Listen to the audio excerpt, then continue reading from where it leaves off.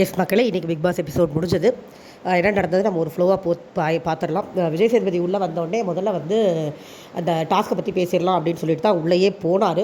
உள்ளே போகும்போது யாராவது உங்களோட கிரெடிட்டை ஸ்டீல் பண்ணிக்கிட்டாங்களா அப்படிங்கிற மாதிரி ஒரு கேள்வி கேட்டார். அதில் எஃப்ஜி அரோரா 2 பேரும் எழுந்து நாங்கள் தான் வேலை பார்த்தோம், அமித் வேலையே பார்க்கல அப்படின்னு ஒரு கம்ப்ளைண்ட் வச்சாங்க.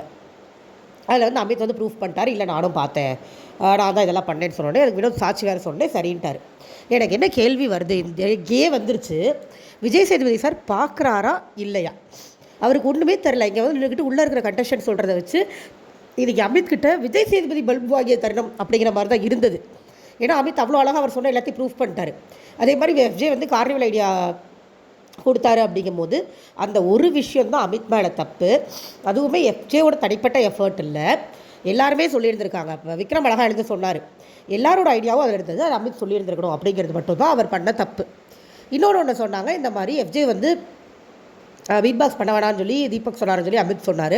அதை தீபக்கையே கூப்பிட்டு தீபக்கிட்ட கேட்கும்போது அவன் இல்லைடா எல்லாமே பண்ணணும்னு சொல்ல வந்தேன் அப்படின்ற மாதிரி தீபக் ஒரு மாதிரி மழுப்பி, ஆக்சுவலாக அங்கே அமித்தை திட்டுறதுக்கு தேவையே இல்லைங்க, இவர் ஏதோ அமித் மேலே கம்ப்ளைண்ட் வருதுங்கிற மாதிரி விஜய் சேதுபதி ஸ்டார்ட் பண்ணி அது கடைசியில் அப்படி இல்லைன்னு சொல்லி முடிஞ்சிருச்சு. அதாவது வெளியிலேயே தெரியாத அரோரா ஓரளவுக்காவது வெளியில் தெரிஞ்ச அமித் மேலே கம்ப்ளைண்ட் பண்ணுறது காமெடியாக தான் இருக்குது. எஃப்ஜேவுமே வந்து அவர் என்ன சொல்கிறது, அவர் ஒரு மாதிரி 50-50 இருக்காருங்க. எனக்கு போன வாரம் பிடிச்சிருந்தது, இன்றைக்கி நிறைய வளர்றாரோ அப்படின்னு தோண ஆரம்பிச்சிருச்சு. இதில் அமித்கிட்ட இவர் கம்ப்ளைண்ட் பண்ணணும் அப்படின்னு நினச்சிருந்தாருன்னா உட்காந்து அழுதது, சாண்ட்ராக்கு எதிராக பயங்கரமாக திரும்பினது, இதெல்லாம் பேசியிருந்திருக்கலாம். நீங்கள் வெளியில் பார்க்காம வந்தீங்க, இதை விட மோசமாலாம் பண்ணியிருக்காங்க, இது என்ன ரியாக்ஷன் அப்படின்னு நீங்கள் எல்லாத்தையும் தட்டி கேட்டிருக்கணும்னு ஏதாவது சொல்லியிருந்திருக்கலாம். இப்போ என்னென்னா இங்கே பார்வதியை சேவ் பண்ணணும். அமித் வந்து சாண்ட்ராவை எதிர்த்த டாப்பிக்கை எடுத்தால் பார்வதி டாபிக் வந்துடும், யாராவது எடுத்துகிட்டு வந்துடுவாங்க பார்வதியும் பண்ணாங்க அப்படின்னு. பார்வதியை சேவ் பண்ணும் அப்படிங்கிறதுக்காக அந்த டாப்பிக்கை தவிர்த்து தேவையில்லாமல் ஒரு மொக்கையாக ஒரு 15 நிமிஷம் போயிடுச்சு. ஸ்டார்டிங்லேயே போரிங் எபிசோடுங்க. சாட்டர்டே சண்டே ரெண்டுமே நல்லா இருந்த ஒரே விஷயம் இதுக்கப்புறம் வந்த விஷயம் தான். நான் வரேன். இதுக்கு நடுவில் வந்து அமித் உட்கார வச்சாச்சு. அடுத்து வியானா எழுந்து கம்ப்ளைண்ட் பண்ணாங்க, இந்த மாதிரி ஒரு தண்ணி கேட்டாங்க, நான் கொண்டு போய் கொடுத்தேன், அந்த இடத்துல வந்து எஃப்ஜே எடுத்துகிட்டு போயிட்டாரு அப்படின்னு சொன்னாங்க. இந்த இடத்துல எஃப்ஜே மேலே தான் தவறு. ஏன்னா எஃப்ஜே வந்து அவருக்கு ஒரு கேரக்டர் டிசைன் பண்ணிக்கிட்டு விளையாண்டதில் தவறு இல்லை. ஆனால் அவருக்கு எடுத்துக்கிட்ட கேரக்டர் அடுத்தவங்கள தொந்தரவு பண்ணக்கூடாது, அடுத்தவங்களோட வேலையை தொந்தரவு பண்ணக்கூடாது. அப்படி பண்ணினா அது கேரக்டர் அல்ல, அது டிஸ்டர்பன்ஸ். அது விஜய் சேதுபதி தெளிவாக சொல்லிட்டு போனதுக்கு அப்புறமும் இன்டர்வலில் உட்காந்து எஃப்ஜே அதை நியாயப்படுத்திட்டு இருந்தது நல்லா இல்லை. எஃப்ஜே மேலே எடுத்த அபிப்பிராயம் உடையுது, எனக்கு உடையுது. ஏன்னா எனக்கு அபிப்பிராயம் இருந்தது, நிறைய பேர் இல்லை, நான் முதல்ல அவளை திட்டிகிட்டு இருக்கீங்க, பட் எனக்கு ஓரளவுக்கு நல்ல அபிப்பிராயம் இருந்தது. இப்போ இன்றைக்கி அது உடஞ்சி போன மாதிரி தான் இருக்குது. ஏன்னா அவர் அதை நியாயப்படுத்துறது எனக்கு பிடிக்கல. அப்போ அவருக்கும் அந்த சோகால் தர்பூசணிக்கும் ஒரு வித்தியாசமும் இல்லை. ஏன்னா தர்பூசணி அதை தான் பண்ணிகிட்டு இருந்துச்சு போன வாரம் ஃபுல்லாக, அதை விஜய் சேதுபதி கேட்கவே இல்லை அப்படிங்கிறது எனக்கு ஒரு பெரிய வருத்தம் தான். ஏன்னா அவர் போன வாரம் ஃபுல்லாக தகுதிக்கிற ஒரு பிரச்சனையா, தகுதின்னு சொல்கிற ஒரு பிரச்சனையான்னு சொல்லிகிட்டே இருந்தார். இப்போ விஜய் சேதுபதி இன்றைக்கி அது திட்டினப்போ கூட தலையை மட்டும் குடிஞ்சிட்டு நிற்கிறாரே ஒழிய ஒரு வார்த்தை பதில் பேசலை. ஏன்னா இன்டலெக்சுவலாக கேள்வி கேட்டாலும் தர்பூசணிக்கு பேச தெரியாது. தர்பூசணி என்ன பேசுனா தான் ஒரு ஸ்கிரிப்ட் எழுதி வச்சுக்கும், அதை மட்டும் பேசுவோம், அவ்வளோதான். அதை தவிர தர்பூசணிக்கு வேறு எதுவும் தெரியாது. ஆனால் ஸோ கேள்வி கேட்டால் பதில் தெரியாமல் இப்படி உட்காந்துக்கிட்டு அப்புறம் போய் பின்னாடி போய் பார்வதி டிஸ்கஸ் பண்ணி பார்வதி சொல்கிற பாயிண்ட் எடுத்துக்கிட்டு தான் மைண்டில் ஒரு செட் ஆஃப் பாயிண்ட் வச்சுக்கிட்டு அதை வாரம் ஃபுல்லாக அதை மட்டும் போய் பேசிட்டு சுற்றும். இவ்வளோ தான் தர்பூசணியோட கேமு. இதை பார்த்து ரசித்து ஓட் போடுற மக்களை நான் என்ன சொல்கிறதே எனக்கு தெரியல சீரியஸாக. ஓகே, ஸோ தர்பூசணி எதுக்கு திட்டு வாங்கினார்னா, இந்த மாதிரி நீங்கள் வந்து நடிப்பறக்கெல்லாம் சொல்லிக்கிறீங்கல்ல, ஒரு இது கொடுத்தா ஒழுங்காக பண்ணணும்ல அது அப்படின்னு சொல்லி ஏதோ சொன்னார்.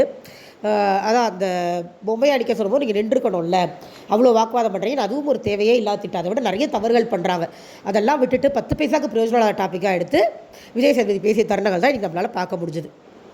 இதுக்கப்புறமா ஒரு குறும்படம் போடுறேன் அப்படின்னு சொல்லி நம்ம சாண்ட்ரா பண்ண சம்பவத்தை, பல நாள் நம்ம எல்லோரும் எதிர்பார்த்து கொண்டு அமர்ந்திருந்த சம்பவத்தை போட்டு விட்டாங்க. தரமான எடிட், சூப்பராக இருந்தது, ரொம்ப அழகாக எடிட் பண்ணியிருந்தாங்க. ஒரு குறை சாண்ட்ராவை சொல்லலை. ஏன்னா கெஸ்ட்டை இரிட்டேட் பண்ணாதான் அடுத்த சம்பவம் நடக்கும். அதை தான் சாண்ட்ரா பண்ணாங்க. ஸோ சூப்பராக வந்து அதை போட்டு எடிட் பண்ணி கட் பண்ணி முடிச்சிட்டாங்க. விக்ரம் பயங்கரமாக அஃபண்ட் ஆகிட்டார் ஒரு 2 நிமிஷத்துக்கு. சாண்ட்ரா எல்லாருக்கிட்டையும் சாரி கேட்டாங்க, அது திவாகர் ஸ்போர்ட்டிவாக எடுத்துகிட்டு போயிட்டார். வியானா என்னவா எடுத்துக்கிச்சு நம்மளுக்கு இனிமேல் தான் தெரியும். ஏன்னா அது பயங்கர ஹெட்வெயிட்டில் தெரியுது. அதுக்கு ஒரு சின்ன வார்னிங் கூட இல்லை. வியானாவையும் பார்வதியும் நான் என்ன சொல்கிறேன், விஜய் சேதுபதி சார் கூப்பிட்டுக்கங்க, 2 பக்கம் நிற்க வச்சுக்கோங்க, 2 பேர் கையை தூக்கி விட்டு போயிருங்கன்றேன் நான். தர்பூசணியை கூட கேட்குறாரு, அதுங்க 2ஐயும் கேட்கவே மாட்டேங்கிற, 2 தலகடத்தில் தலையை விரிச்சு போட்டு ஆடுதுங்க வீட்டில். எரிச்சலோட உச்சக்கட்டம் அதுங்க 2. அதுக்கப்புறம் இந்த மாதிரி விக்ரம் வந்து நீங்கள் அவ்வளோ அழுது கதறனே சொல்லியிருக்கலாமே, நீங்கள் அப்போயா சொல்லியிருக்கேன், எப்படிக்கே சொல்ல முடியும்? விக்ரம் அறிவு இருக்கா? பார்த்துருக்கீங்களா முன்னப்பட Bigg Boss show? Secret task அவங்க ரிவீல் பண்ணால் அவங்க தோற்று போயிடுவாங்க, அவங்க டேரெக்டாக நாமினேட் ஆயிடுவாங்க. நீங்கள் அறிவு கிட்டத்தரமாக உட்காந்து அழுதுகிட்டு இருந்தால் அதுக்கு அவங்க என்ன பண்ண முடியும்? It's a show. இது எமோஷன்ஸ் தான் வெளியில் கொண்டு வரும். உண்மையாகவும் இருக்கலாம், சண்டையாகவும் இருக்கலாம், ப்ராங்காகவும் இருக்கலாம், என்னவா வேணாலும் இருக்கலாம். அவர் விக்ரம் வந்து தனக்கு ஒரு கஷ்டம் வந்துடுச்சுன்னா அந்த இடத்துல சுயநலமாக ஃபீல் பண்ணுறாரு. அந்த வீட்டில் எவ்வளவோ பிரச்சனை நடந்திருக்கு, நின்று வேடிக்கை தானே பார்த்தாரு. இன்றைக்கி அவருக்கு அது தேவை தான் எனக்கு தோணுது. ஒரு பிரச்சனை ஒரு சைடு எடுத்து ஒருத்தருக்கு கூட அவர் இது வரைக்கும் சப்போர்ட் பண்ணது இல்லை, தவறு இல்லை. எல்லா சண்டையிலையும் போய் தலையிடணும், இது பண்ணணும், தவறு இல்லை. அவருக்கும் அது நடக்க தான் செய்யும். அவருக்கு அது நடக்கும்போது அவர் அவ்வளோ ஃபீல் பண்ணுறாரு. சாண்ட்ரா விட்டு கொடுத்துருக்கணும்னு அவர் பேச எனக்கு சுத்தமாக பிடிக்கல. நீங்கள் சொல்லியிருக்கணும், நான் என் ஃபேமிலி பார்ப்பாங்க, பர்சனலாக கொண்டு போயிட்டார். ரொம்ப என் ஃபேமிலியில் பார்த்தா என்ன நினைப்பாங்க அப்படிங்கும்போது சாண்ட்ரா அப்படின்னு மண்டையாடிட்டு போயிட்டாங்க. அவங்க அதை ஒன்றும் பெருசாக கண்டுக்கல. ஏன்னா சாண்ட்ராவே வருத்தப்பட்டு தான் இருந்தாங்க. பட் விக்ரம் போட்டது கொஞ்சம் ஓவர் சீன். ஆனால் விக்ரம்கிட்ட ஒரு நல்ல விஷயம்னா அடுத்த 5 நிமிஷம் அவர் தெளிஞ்சிட்டார். உங்கள் எழுந்து வந்து சாரி கேட்க, என்னோட தப்பு தான், நீங்கள் நல்லா பண்ணீங்க, சூப்பராக பண்ணீங்கன்னு சொல்லி கை கொடுத்துட்டு போயிட்டார். அப்புறம் அவர் சிரித்து அது ஒரு காமெடியாக பழுப்ப ட்ரை பண்ணார். பட் விக்ரம் வந்து அவர் என்ன சொல்கிறார், அவரோட இதை உண்மையாக வெளியில் காட்ட மாட்டேங்கிறார். அவருக்கு அந்த இடத்துல பயங்கரமாக அஃபெண்ட் ஆகிடுச்சு. அஃபெண்ட் ஆனதே தப்பு. அதில் பர்சனலாக எடுத்துகிட்டு வந்தது இன்னும் பெரிய தப்பு என்னையை பொறுத்த வரைக்கும். ஃபேமிலிக்கு இல்லை எடுத்துகிட்டு வராரு, தேவையே இல்லாமல் என்ன நினைப்பாங்கன்னு. ஸோ நீங்கள் சாண்ட்ரா வந்து பர்சனல் விஷயத்தை கொண்டு வந்து இது பண்ண தட்ட ட்ரை பண்ணுறீங்க. அவங்க சூப்பராக பண்ணாங்க. இதே டாஸ்க்கை நான் சொல்கிறேன், எழுதி வச்சுக்கோங்க. விக்ரம் டாக்டர் கொடுத்துருந்தா அவரால் பண்ணியிருக்கவே முடியாது. ஏன்னா அவரை பயங்கர டிப்ளமேட்டிக், அவரால் எப்படி பண்ண முடியும்? எனக்கு விக்ரம் கேம் ரொம்ப பிடிக்கும். ஏன்னா ஒருத்தர் நல்லவனாக இருக்கிறது ஒன்றும் பெரிய தப்பு கிடையாது. ஆனால் ஒருத்தங்க கேம் விளையாடும் போது பாராட்ட தெரியணும். அவர் கொஞ்சம் தான் டைம் கேட்டது எனக்கு பிடிச்சிருந்தது. கொஞ்சம் டைம் கொடுக்க, நான் ப்ராசஸ் பண்ணிக்கிறேன், எனக்கு ரொம்ப அப்செட்டாக இருக்குது அப்படின்னு சொன்னது ஃபைன். பட் அதை விட்டுட்டு அவர் ஃபேமிலி பார்க்குறாங்க அது இதுன்னு சொல்லி சென்டிமெண்ட்டாக எடுத்துகிட்டு வந்தப்போ எனக்கு பிடிக்கல. காமெடி எடுத்துகிட்டு வந்தது ஃபைன். பட் சென்டிமெண்ட்டாக எடுத்துகிட்டு வந்து இன்னொருத்தவங்க கேம் அஃபெக்ட் பண்ணக்கூடாது. அவ்வளோ சென்டிமெண்ட்டாக போனால் தான் அவர் ரிசைன் பண்ணுவார். வந்து உட்காந்து அந்த இடத்துல அவருக்கு இடம் கொடுத்துட்டா அந்த கேம் எப்படி கம்ப்ளீட் ஆகும்? அவர் கேட்டதே எனக்கு புரியல. நீங்கள் வந்து உட்காந்துருக்கலாம் சாண்ட்ரா, என்னோட பதவி இருந்திருக்கணும் அப்படின்னா எப்படி அவங்களோட டாஸ்க் கம்ப்ளீட் ஆகும்? நீங்கள் உடையணுங்கிறது தான் டாஸ்க், உங்களை உடைக்கிறது தான் டாஸ்க். நீங்கள் அதுக்கு தான் உள்ளே வந்திருக்கீங்க, தெரிஞ்சுக்கோங்க விக்ரம் ஜி அப்படின்னு தான் சொல்லணும்னு இருந்தது. ஓகே, ஸோ இது முடிஞ்சது. எல்லாம் பார்வதியில் செதறிடுச்சு. சாண்ட்ரா கரெக்டாக சொன்னாங்க. குறும்படம் முடிச்ச உடனே பாராட்டும் போது கேட்டார் விஜய் சேதுபதி. அப்போ சொன்னாங்க இந்த பார்வதி தான் வந்து வாயை கொடுத்து மாட்டிக்கிச்சு அப்படிங்கும்போது எல்லாம் பயங்கர கிளாப்ஸு சிரிப்பு. பார்வதிக்கே பல்பாகி போச்சு. ஐயையோ நம்மளே போய் அதை விஜய் சேதுபதி சொன்னார், அதை பார்வதி நல்லா பண்ணுவாங்க அப்படின்னு. ஆனால் எனக்கு என்னென்னா விஜய் சேதுபதி இந்த மாதிரி அங்கங்கே மற்றவங்க சொல்லும்போது ஆமாமான்னு சொல்கிறாரே ஒழிய தனிப்பட்ட முறையில் பார்வதியை ஒன்றுமே கேட்குறதில்ல. பிரஜின் மேலேயும் கமருதன் மேலேயும் அவங்க போல இருந்தது எவ்வளோ பெரிய பழி. கமருதனை கூட விட்டுருங்க, அது பலியாடு தன்னால் போய் தலையை கொடுக்குது. பிரஜின் மேலே அவங்க ஒரு பொண்ணு ஒரு பையன் மேலே அலிகேஷன் வச்சா தப்பே இல்லையா? நானே ஒரு பொண்ணு தான், நானே சொல்கிறேன், அது தப்பாக தான் தெரியுது கண்ணுக்கு. இதே ஒரு ஆம்பளை போய் ஒரு பொண்ணு மேலே அப்படி கை வச்சு ஒரு பொண்ணு அதை தவறுன்னு சொல்லியிருந்தா எவ்வளோ பெரிய பிரச்சனையாக இருக்கும் அந்த வீட்டில். அது ஏன் அந்த நியாயம் அவங்களுக்கு மற்றவங்களுக்கு செல்லுபடியே ஆக மாட்டேங்குது? ஏன் கேட்கக்கூட மாட்டேங்கிறீங்க, ஏன் அட்ரஸ் கூட பண்ண மாட்டேங்கிறாங்க? அது அப்படிங்கிறது எனக்கு புரியவே இல்லை. பிரஜினாவது அந்த விஷயத்தை எடுத்து சொல்லியிருந்துருக்கலாம். பிரஜின் சொல்லாத எனக்கு பெரிய வருத்தம்.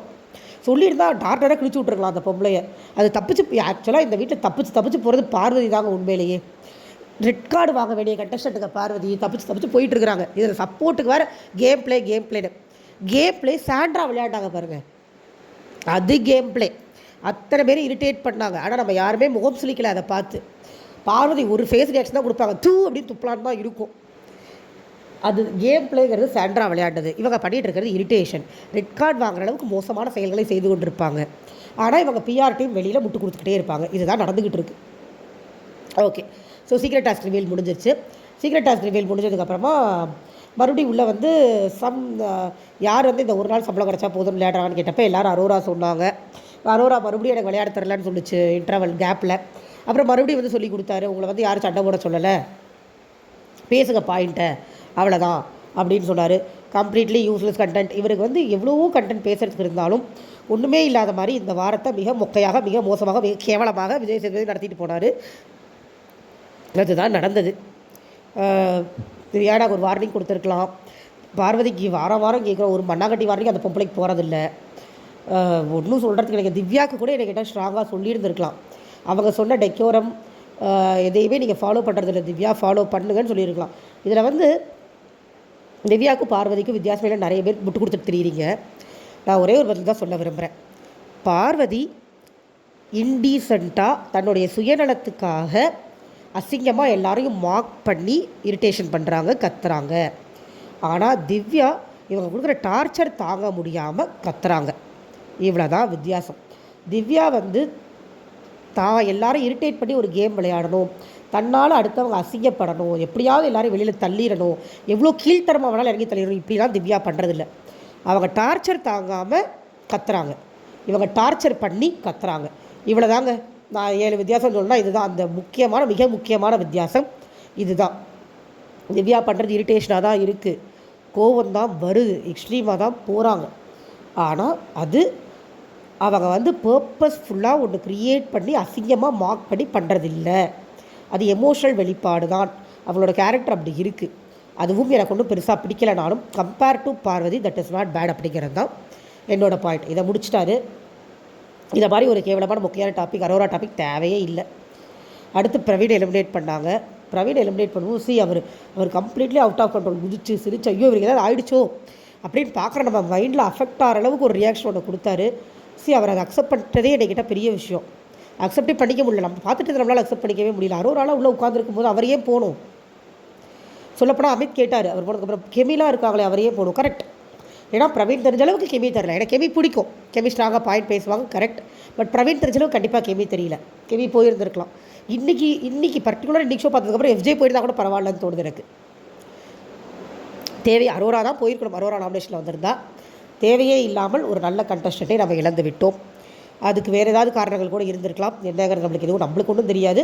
எலிமினேட் பண்ணிட்டாங்க. அவர் ஒரு மாதிரி குதிச்சு ஆடி அழுது போராட்டம் பண்ணிட்டு போயிட்டா இருப்பாங்க வெளியில் போய் விஜய் சேதுபதி ஆல் தி பெஸ்ட்லாம் சொல்லி அவர் அனுப்பி வச்சிட்டாரு. அவர் கிளம்பிட்டார். அதுக்கப்புறம் அந்த நாமினேஷன் மேட்டர் ஒன்று சொன்னார். எல்லோரும் எதுக்கு 10 பேர் நாமினேட் பண்ணுறீங்க, மாற்றி மாற்றி பண்ணுங்க அப்படின்னு ஒன்று சொன்னார். அதை அந்த விஷப்பார்வதி என்ன பண்ணுது, தனக்கு சாதகமாக யூஸ் பண்ணிக்குது.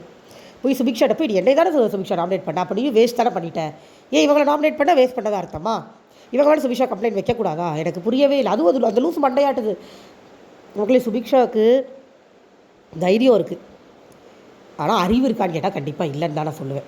உங்களை நாமினேட் பண்ணணுன்னு இருந்துச்சு, பண்ணேன் அவ்வளோதான் போங்கன்னு சொல்லிட்டு போயிருக்கலாம்.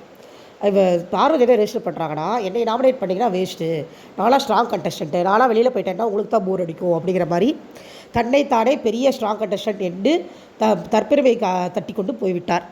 அது அந்த லூஸும் கேட்டுட்டு மண்டை ஆட்டிட்டு போயிடுச்சு. அடுத்த வாரம் ஃபுல்லாக வியானாவோட ஓவர் ஆக்டிங் நம்ம பார்க்கணும். பேக் டு பார்வதி விஷயத்தன்மை பார்க்கணும். அப்புறம் ஏதோ ஒரு டாஸ்க் போட்டிருந்தாங்க, பயங்கரமான மொக்க டாஸ்க் தான் வருது அடுத்த வாரம். ஏதோ ஒன்று போட்டிருந்தாங்க, நான் என்னென்னு மறந்துட்டேன். ஒன்றும் பெரிய இன்ட்ரெஸ்டிங்கான டாஸ்க்லாம் இல்லை, மொக்க டாஸ்க் தான் வருது. ஸ்கூலும் நினைக்கிறேன். ஸ்கூல்னா அதை விட போரிங்கான வாரம் வேறு எதுவுமே இருக்காது, அவ்வளோ மொக்கையாக போகும் அது. இதில் வேறு ஸ்டூடெண்ட்டாக வாட்டர் மெலனை போட்டாங்கன்னா செம்மையாக இருக்கும். வாட்டர் மெலன் ரீல்ஸ் பண்ணிகிட்டு இருக்காருன்னு ஒரு 2-3 பேர் சொன்னாங்க. அந்த யார் வந்து சம்பளத்துக்காக உள்ளே உட்காந்துருக்காங்கன்னு கேட்கும்போது அது ஒன்றும் சொல்கிறதுக்கு கிடையாது. அவர் அதை தான் பண்ணுவார், இவங்க அதை தான் சொல்லுவாங்க. ஆனால் மறுபடியும் அவர் கல்லே போய் விழுந்துருவாங்க. போருங்க, சுத்த போரான எபிசோடு. அந்த டாஸ்கில் சாண்ட்ரா ஒரு டாஸ்கில் பிரஜன் ஒன்றுமே பண்ணல. சாண்ட்ரா தூக்கி பிரஜனுக்கு அந்த நாமினேஷன் பாஸை கொடுத்தாங்கன்னா அது ஃபேவரிசமில் தான் போய் முடியும், குரூப் கேம் ஆயிடும். ஆக்சுவலாக அவங்க தான் வச்சுக்கணும் நியாயப்படி பார்த்தா. டைரக்ட் நாமினேஷனில் பார்வதியை போட்டு விட்ருக்கடா, உங்களுக்கு புண்ணியமாக போகும் அப்படிங்கிற மாதிரி தான் எனக்கு இருக்குது. அந்த அம்மா தூக்கி வெளியில் ஓடுற போகிற இரிட்டேட்டிங் அப்படி ஒரு இரிட்டேட்டிங். வேறு யாருமே விளையாடுங்க, எல்லாரை பார்த்தாலுமே இரிட்டேஷனாக தான் இருக்குது. கொஞ்சம் ஸ்ட்ராங்காக விளையாட்டு நல்லா கொண்டு போனாலும் நல்லாயிருக்கும். பட் அதுக்குரிய ஃபீட்பேக் இன்றைக்கி விஜய் சேதுபதி கொடுக்கல. கேம் அடுத்த ஸ்டெப்புக்கு எடுத்துகிட்டு போகிற ஃபீட்பேக் விஜய் சேதுபதி கொடுக்கல அப்படிங்கிறது தான் எனக்கு தோணுச்சு. பார்க்கலாம் வர்ற எபிசோட்ஸ் எப்படி இருக்குன்னு. Thank you so much. பை.